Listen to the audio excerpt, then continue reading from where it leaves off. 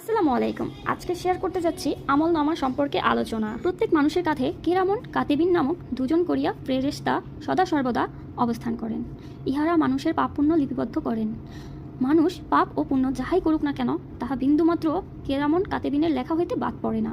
তা সে যত সাবধানে যত গোপনেই করুক না কেন এবং কাজটি যত ক্ষুদ্রই হোক না কেন। প্রত্যেক বৃহস্পতিবার দিবাগত রাত্রিতে বা জুম্মার রাত্রে ওই দৈনিক কার্যতালিকাগুলি একত্রিত করিয়া সাপ্তাহিক দলিল বা কার্য বিবরণী প্রস্তুত করা হয়।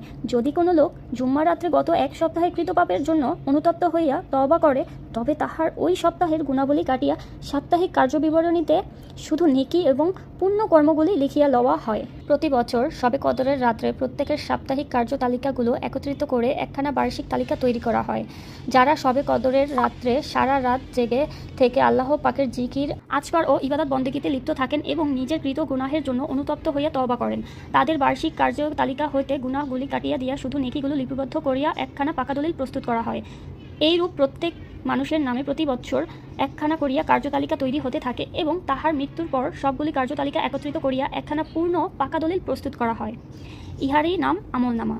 কিয়ামতের দিন উক্ত আমলনামা প্রত্যেকের হাতে দেয়া হবে। যারা পুণ্যবান ব্যক্তি তাদের আমলনামা সম্মুখের দিকে দিয়া ডান হাতে দেওয়া হবে এবং অতি সহজে তাদের বিচার সমাপ্ত করিয়া বেহেশতের যাইবার অনুমতি দেওয়া হবে।